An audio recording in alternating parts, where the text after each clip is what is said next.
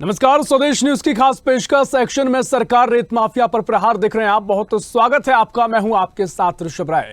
मध्य प्रदेश में निरंकुश और बेखौफ हो चले रेत माफिया और अवैध उत्खनन करने वालों के पांव उखाड़ने की तैयारी हो चुकी है।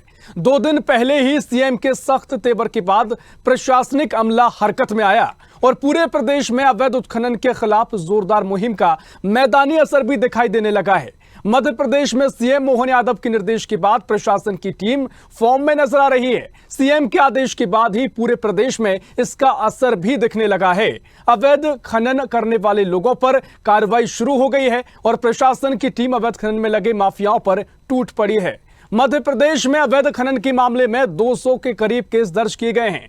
प्रशासन के डर से माफिया अवैध खनन में लगी मशीनों को छोड़कर ही भाग रहे हैं। इसके बाद डंपर, पोकलेन मशीन और पनडुब्बियां जब्त की जा रही हैं। मुख्यमंत्री डॉक्टर यादव ने निर्धारित मापदंड से हटकर उत्खनन करने वालों पर सख्त कार्रवाई के निर्देश दिए थे। सीएम ने निर्देशों के परिपालन में रेत सहित अन्य खनिजों के अवैध उत्खनन, परिवहन, भंडारण और ओवरलोडिंग पर कार्रवाई जारी है। नदियों में निर्धारित मापदंड से हटकर उत्खनन करने वालों पर भी सख्त कार्रवाई की जा रही है। इससे रेत माफियाओं में हड़कंप मचा हुआ है। सीएम के निर्देश के बाद देवास हो, सीहोर, नर्मदापुरम, नरसिंहपुर, खरगोन, हरदा और शहडोल सहित प्रदेश में लगभग 200 प्रकरण दर्ज कर डंपर, पोकलेन मशीन, पनडुब्बी इत्यादि जब्त करी गई। साथ ही 1 करोड़ 25 लाख रुपए का राजस्व अर्थदंड भी लगाया गया है। गौरतलब है कि मध्य प्रदेश में खनन माफियाओं का कहर बढ़ता जा रहा था।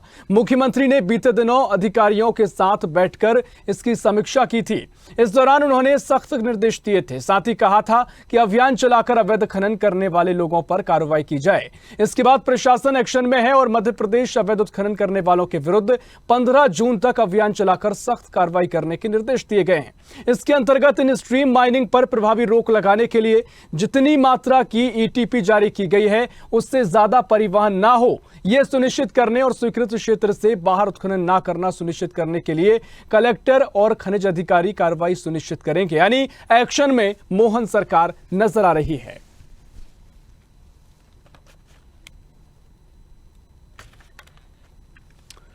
तो मध्य प्रदेश में अवैध उत्खनन को लेकर, अवैध खनन को लेकर मध्य प्रदेश की मोहन सरकार एक्शन में है। इसी पर हम चर्चा करेंगे। तमाम मेहमान हमारे साथ जुड़ गए हैं। तारुफ आपको उनसे करा देते हैं। भारतीय जनता पार्टी से प्रवक्ता योगेश गुप्ता जी हमारे साथ जुड़ गए हैं। बहुत स्वागत है योगेश जी आपका। साथ ही कांग्रेस प्रवक्ता जितेंद्र मिश्रा जी हमारे साथ जुड़ गए हैं। बहुत स्वागत है जितेंद्र जी आपका। साथ ही सीनियर एडिटर मुक्ता पाठक हमारे साथ लाइव मौजूद हैं। उन्हीं के साथ जितेंद्र जी भी मौजूद हैं। मुक्ता जी, पहले आप ही के पास आऊंगा। और जिस तरीके से अवैध खनन हो, अवैध उत्खनन हो, लगातार चर्चा का विषय बनता रहा है। कोई भी सरकार रही हो, अवैध खनन के मामले लगातार सुर्खियां बनते रहे हैं। लगातार अवैध माफियाओं के हौसले बुलंद नजर आते रहे हैं। कोई भी सरकार हो, कहा जाता रहा है कि संरक्षण इनको मिलता है। लेकिन अब मोहन सरकार एक्शन में आई है। तमाम तरीके से एक्शन में वो कार्रवाई जमीन पर देखने को मिलने लगी है। जो अवैध खनन करता है वो अपनी मशीनों को छोड़कर भाग रहे हैं। कई तस्वीरें निकलकर सामने आई हैं। किस तरीके से मोहन सरकार का ये प्लान आप देख रहे हैं, जो एक्शन देख रहे हैं? और साथ ही जितेंद्र जी भी आपके साथ मौजूद है। मैं चाहूंगा चर्चा को भी आप आगे बढ़ाएं। जी बिल्कुल ऋषभ, हम लगातार देख रहे हैं कि पिछले कई दिनों से, जब से मध्य प्रदेश का लोकसभा चुनाव खत्म हुआ उसके बाद से लगातार हम देख रहे हैं मध्य प्रदेश के मुखिया डॉक्टर मोहन यादव को। हालांकि वो अन्य प्रदेशों में जाके चुनाव प्रसार भी कर रहे हैं, लेकिन यहाँ पे वो लगातार बैठ के कर रहे हैं। और जिस तरह से उन्होंने जो रोड मैप तय किया है मध्य प्रदेश के लिए आगे 4 जून के बाद, उसमें कई कड़े कार्रवाई करने के, कई बोल्ड निर्णय के उन्होंने संकेत दिए हैं। जिस तरह से लगातार हम देख रहे हैं अवैध कॉलोनियों पे शिकंजा कसने की बात है, जिस तरह से निगम मंडल है जो खस्ता हालत में है, जिससे नुकसान हो रहा है, उसको बंद करने की बात है, राजनीतिक रेवड़ियों ना बांटने की बात है। उसी कड़ी में कल उन्होंने जो है जिस तरह से बैठक की, अधिकारियों को सख्त निर्देश दिए कि जो अवैध उत्खनन हो रहा है उस पर सख्त कार्रवाई हो। देखिए, स्टेप तो बहुत अच्छा है, मीटिंग वो कर रहे हैं, वो सख्त कार्रवाई की बात भी कह रहे हैं। उनके निर्देश के बाद 200 प्रकरण भी दर्ज हुए हैं। लेकिन देखिए, कई सालों से हम देखते आ रहे हैं, कोई भी सरकार हो, पहले कांग्रेस की थी और लगभग 18 साल तक, 20 साल तक जो है बीजेपी की सरकार रही, लगातार ये आरोप लगता रहा सरकार पे कि सरकार की संरक्षण के कारण, अधिकारियों की संरक्षण के कारण ये अवैध उत्खनन होते रहे। राज्य सरकार को राजस्व की हानि भी होती रही। बहुत इसके लिए बहुत एक कड़े स्टेप की जरूरत है। डॉक्टर मोहन यादव ये संकेत दे रहे हैं कि हाँ उनकी सरकार अब कड़े स्टेप्स लेगी, लेकिन क्या वो लेती है, क्या वो ले पाएगी? जिस तरह से जो माफिया है क्या उनका मुकाबला कर पाएगी? जिस तरह से अधिकारी जो हैं ये पूरे इस प्रकरण में लिप्त रहते हैं, क्या उनके खिलाफ वो कार्रवाई कर पाएगी? ये एक बड़ा सवाल है। हाँ, वो कोशिश कर रहे हैं, उन्होंने संकेत दिया है कि उनकी सरकार जो है अब वो कड़े कदम उठाएगी। तो चलिए ये बात है, हम पूछ लेते हैं जितेंद्र मिश्रा जी से। हमारे साथ बहुत ही वरिष्ठ प्रवक्ता हैं कांग्रेस के, वो हैं, लगातार इतने सालों से वो देखते आ रहे हैं। क्या आपको लगता है जितेंद्र जी, चलिए डॉक्टर मोहन यादव कह रहे हैं कि वो उनकी सरकार जो है कड़े कदम उठाएगी, बहुत सारे उन्होंने अपना रोड मैप तय किया अपने सरकार के लिए। अवैध उत्खनन की अगर हम बात करें तो ये आरोप लगातार लगते आया है, बीजेपी सरकार पे भी लगता रहा, पूर्व मुख्यमंत्री शिवराज सिंह के कार्यकाल में भी लगता रहा। आपको लगता है डॉक्टर मोहन यादव इस तरह की कड़ी कार्रवाई कर पाएंगे? निश्चित तौर पर मुक्ता जी, बहुत बड़ा माफिया है मध्य प्रदेश में, खनन माफिया। इसको रोकना किसी भी सरकार के बस की बात मुश्किल होती है, लेकिन फिर भी अगर आपके अंदर इच्छा शक्ति है तो इसको रोका जा सकता है। असल में ये जो खासतौर से रेत खनन की बात करें, जिसमें पूर्व मुख्यमंत्री जी के परिवार का नाम आया, डंपर जो चलाए जाते थे, रेत का अवैध भंडारण हो, परिवहन हो या खनन हो, पूर्व मुख्यमंत्री के परिवार पर लगातार आरोप लगते रहे। ये मुक्ता जी इसको समझने का प्रयास करेंगे कि कोई भी सरकार इसको रोकने में सफल क्यों नहीं होती है, क्योंकि जो सत्ताधारी दल होता है उसके घर के सामने ये अवैध सामान पड़ा होता है, या अवैध सैंड पड़ा होता है, रेत पड़ा होता है या दूसरी चीज़ें पड़ी होती हैं, तो उसको सरकार इसलिए नहीं रोक पाती है कि उसका अपना कार्यकर्ता उसमें इन्वॉल्व होता है। सरकार में विधायकों को संरक्षण होता है, मंत्रियों का संरक्षण होता है। ये कहा जाए कि भारतीय जनता पार्टी या किसी भी सरकार के कार्यकर्ताओं की रोजी रोटी चलती है, इसलिए इसको रोकना संभव नहीं होता है। खाली इसमें बाहर का माफिया इन्वॉल्व नहीं होता है कि बिहार झारखंड से आके कोई इसको खनन करे, नहीं, इसमें स्थानीय लोग इन्वॉल्व होते हैं, सरकारों से जुड़े होते हैं, सत्ता पक्ष से उनका नाम जुड़ा होता है, इसलिए इस तरह का अवैध खनन को रोक पाना सक्षम नहीं होता। अभी आपने देखा होगा, एक मंत्री ने ट्वीट किया था, नरेंद्र शिवाजी पटेल ने, उन्होंने लिखा था कि जब से मैं बाहर गया हूँ, ये चुनाव में कहीं घूम रहे थे, तब से सांप नेवले ने डेरा डाल लिया रेत के खनन के लिए। इसका मतलब ये है कि अगर मंत्री की पीड़ा झलक रही है, जो ये कह रहा है कि मुझे जन आंदोलन करना पड़ेगा, इसका मतलब ये है कि सरकार का एक बल बुलंद नहीं है, सरकार में इच्छा शक्ति नहीं है कि इस तरीके से अवैध उत्खनन को रोका जाए।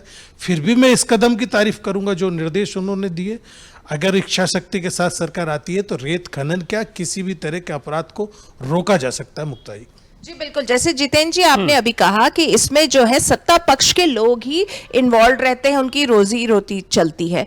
डॉक्टर मोहन यादव लगातार इस तरह के संकेत दे रहे हैं, जैसे निगम मंडल बंद करने की बात है, वो तो राजनीतिक रेवड़ियां बटती हैं, उससे उनके कार्यकर्ता नाराज होंगे, असंतोष होगा। अब अगर अवैध उत्खनन की बात है तो उससे जो रोजी रोटी चल रही वो नहीं चल पाएगी। तो क्या डॉक्टर मोहन यादव इस तरह की इच्छा शक्ति वो कर पाएंगे, रख पाएंगे और इस तरह के कड़े फैसले ले पाएंगे? हालांकि उन्होंने ये फैसले का संकेत तो दिया है। निश्चित तौर पर बड़ी चुनौती है मुख्यमंत्री मोहन यादव के सामने, लेकिन कोई भी व्यक्ति इसको कर सकता है। अगर उसके अंदर अदम्य साहस और इच्छा शक्ति हो तो इसको निपटाया जा सकता है। उसके बदले में आपको क्या करना होगा? उसके बदले में आपको रोजगार के तरीके बढ़ाने होंगे, जगह जगह पे इंडस्ट्री के क्लस्टर लाने होंगे, उनको व्यवसायिक तरीके से अगर उसमें इन्वॉल्व किया जाएगा तो अवैध उत्खनन रुक सकता है। इसमें आपको कड़े से निर्देश देने होंगे, जैसे कि अभी मुख्यमंत्री जी ने एक चीज़ और बोली कि हर ब्लॉक पे 3-3 हेलीपैड औचक निरीक्षण की भी बात आई।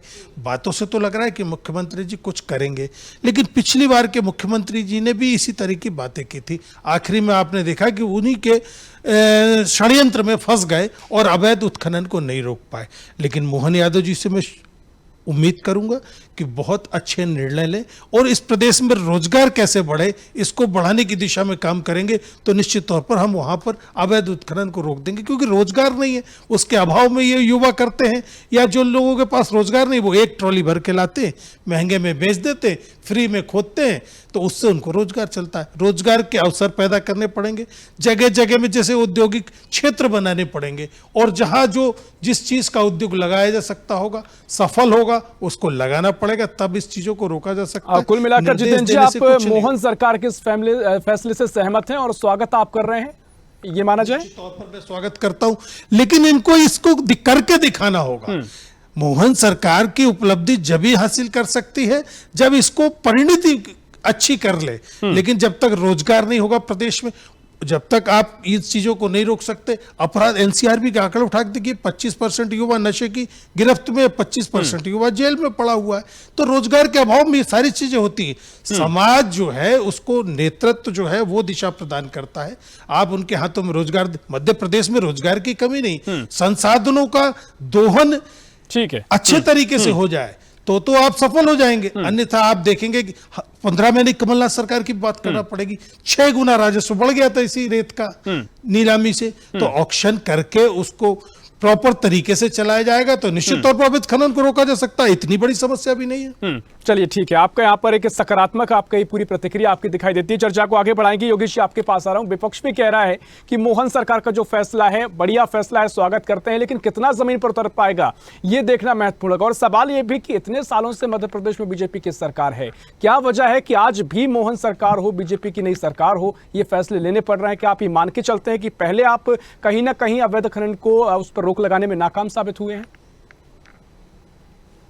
देखिए ऋषभ जी, डॉक्टर मोहन यादव की अदा सबसे जुड़ी, जब से उन्होंने शपथ ग्रहण करी है तब से जो उनकी कार्यशैली हम लोगों ने देखी है, उसमें कई ऐसे निर्णय उन्होंने तुरंत लिए हैं जो चाहे वो मध्य प्रदेश की जनता के हित में हो या हितग्राहियों के लाभों से जुड़े हुए और अधिकारियों के दुर्व्यवहार से संबंधित। तो डॉक्टर मोहन यादव ने तुरंत निर्णय लेके और कड़ी फटकारी नहीं लगाई, कई अधिकारियों को सस्पेंड भी की जी। इसके पश्चात तुरंत लोकसभा चुनाव आ गए, आचार संहिता लागू। लेकिन अभी देखिए 4 जून को रिजल्ट आया नहीं है, उसके पहले डॉक्टर मोहन यादव की सरकार एक्शन में आई। इस प्रकार आपकी रिपोर्टिंग में बताया 200 से ज्यादा मामलों में कार्रवाई हुई है।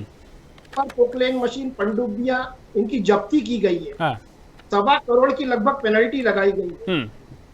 और जो अवैध उत्खनन करने वाले माफिया थे वो अपनी मशीनों को छोड़कर भागे। कहने का तात्पर्य है कि प्रशासन और शासन का खौफ मध्य प्रदेश के इतिहास में डॉक्टर मोहन यादव की सरकार में देखने को मिला। वहीं दूसरी तरफ मेरे जो कि शिवराज सरकार में देखने को नहीं मिला था, ये आप कह रहे हैं? एक मिनट सुन तो लीजिएगा, आऊंगा उस पर जी। वहीं दूसरी तरफ जो मेरे मित्र कमलनाथ सरकार का हवाला दे रहे थे, तो याद कीजिए डॉक्टर गोविंद सिंह जी के वो वक्तव्य जो हर महीने 1.5 महीने में कमलनाथ सरकार को अवैध खनन के मामले में कटघरे में खड़ा करते थे। उमंग सिंघार जी, दिग्विजय सिंह जी के ऊपर प्रत्यक्ष रूप से आरोप लगाए। तो प्रमाण भी उन्होंने कमलनाथ जी को दिए कि इनके संरक्षण में यह अवैध उत्खनन हो रहा है।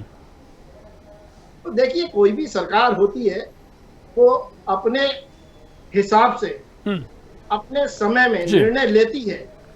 और माननीय शिवराज सरकार ने भी मध्य प्रदेश को एक पिछड़े राज्य से विकसित और आत्मनिर्भर मध्य प्रदेश बनाने में जो अथक प्रयास किए हैं, जो कड़ी मेहनत करी है, उसी के परिणाम स्वरूप आज डॉक्टर मोहन यादव की सरकार आज इस मुहाने पे खड़ी है कि वो कड़े निर्णय भी ले सकती है और शासन प्रशासन पर दबाव बनाते हुए इस प्रकार के, चाहे वो अवैध कॉलोनी बनाने वाले हो या अवैध उत्खनन करने वाले हो या नर्सिंग माफिया हो, सबके ऊपर चारों तरफ से जो घेराबंदी की जा रही है, निश्चित रूप से आगामी 4 जून के पश्चात एक बड़ी प्रशासनिक सर्जरी भी होगी और उस तत्पश्चात मध्य प्रदेश में सुशासन आपको डॉक्टर मोहन यादव की सरकार में देखने को निश्चित रूप से मिलेगा। लेकिन जितेंद्र जी ने जो महत्वपूर्ण बातें कही, कहा कि इच्छा शक्ति हो तो ये सब किया जा सकता है, लेकिन मोहन सरकार ने फैसले जरूर लिए हैं, जमीन पर कितना उतर पाएंगे ये देखने की बात वो कह रहे हैं। और साथ ही वो कह रहे हैं कि जिस तरीके से ऐसे पहले भी तमाम फैसले हुए, जमीन पर वो देखने को नहीं मिला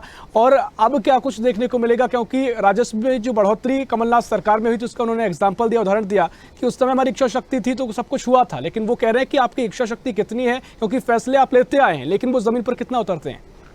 इच्छा शक्ति आपको ऋषभ जी दिख रही है ना। 200 से ज्यादा मामलों में कार्रवाई हुई है, 1.25 करोड़ की राजस्व वसूली हुई है।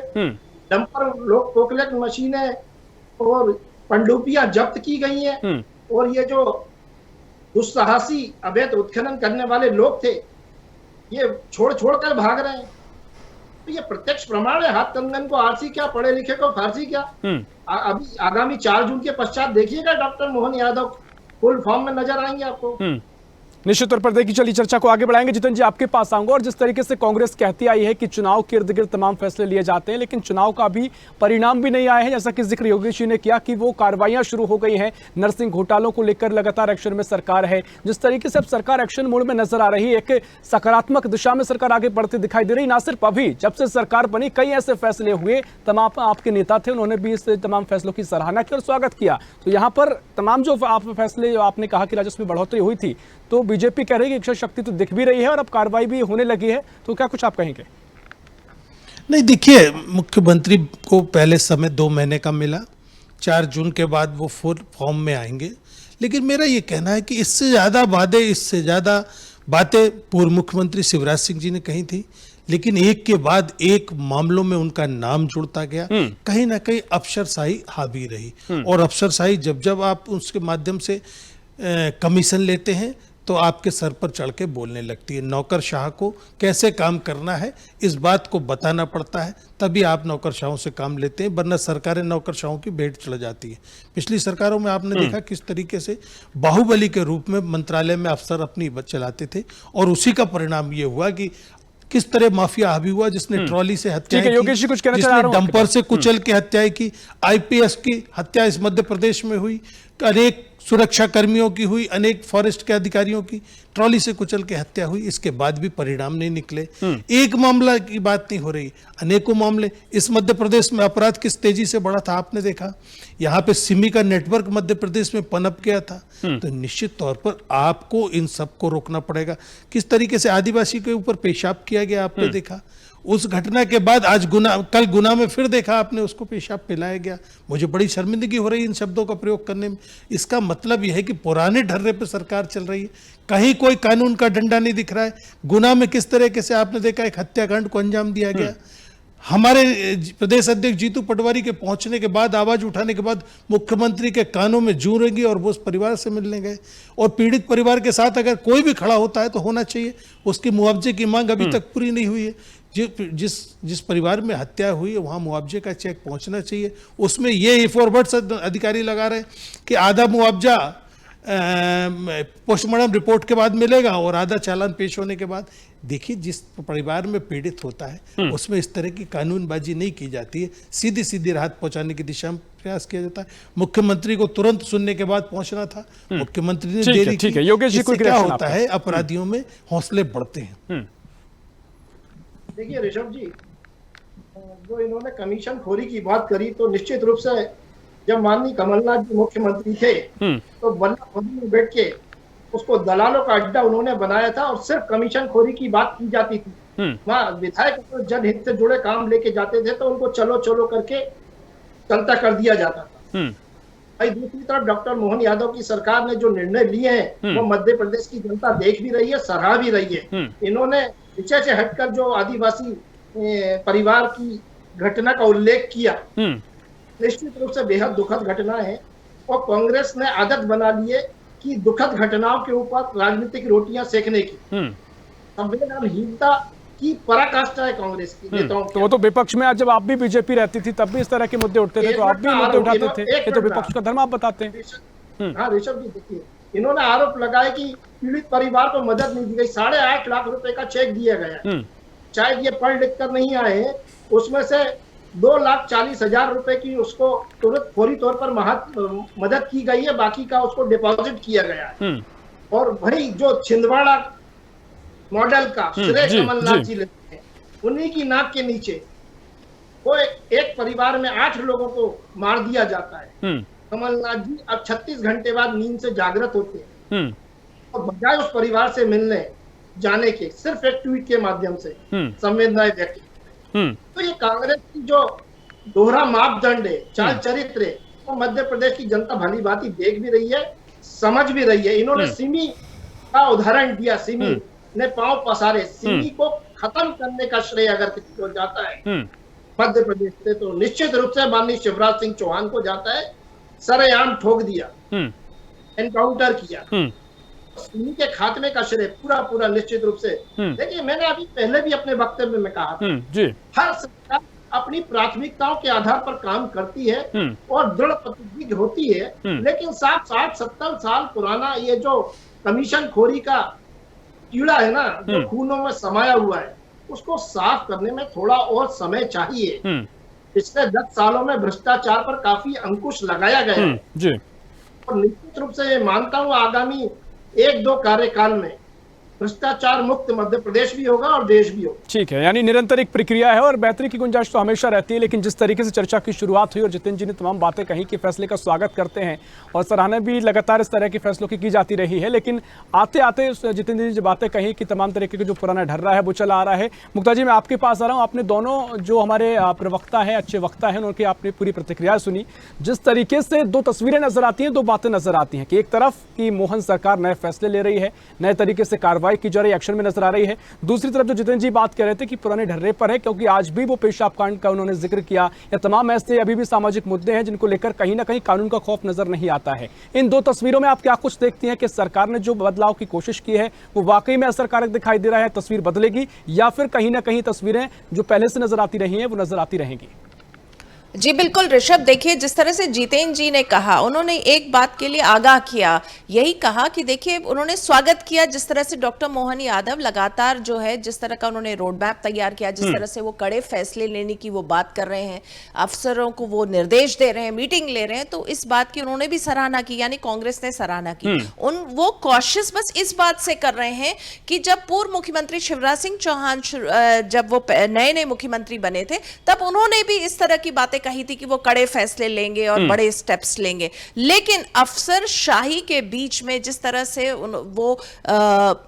उनके जो उनका कहना है कि अफसर शाही हावी हो जाती है, तो वो यही आगाह कर रहे हैं कि अफसर शाही डॉक्टर मोहन यादव पे हावी ना हो, इस बात का वो कॉशियस कर रहे हैं। तो उनका भी जो कॉशन करना है वो सही है, क्योंकि देखिए हम भी देख रहे हैं कि डॉक्टर मोहन यादव कोशिश कर रहे हैं, जिसकी सराहना हो रही है, लेकिन ये कितना कर पाते हैं, कितना ये एक्शन मोड में ला पाते हैं, ये देखना होगा। ये बहुत इंपॉर्टेंट है, क्योंकि जिस तरह से जो बात आ रही है कि अफसर शाही हावी होती है और उसके बाद इस तरह के जो कड़े फैसले लेने से पहले ही वो भी धीरे धीरे जो है वो बैकफुट पे होने लगते हैं, तो वो सरकार बैकफुट पे ना हो। तो हमें ये वेलकम करना चाहिए कि डॉक्टर मोहन यादव कम से कम बोल्ड निर्णय लेने की कोशिश कर रहे हैं, चाह रहे हैं कि ये एक्शन मोड में भी आ जाए।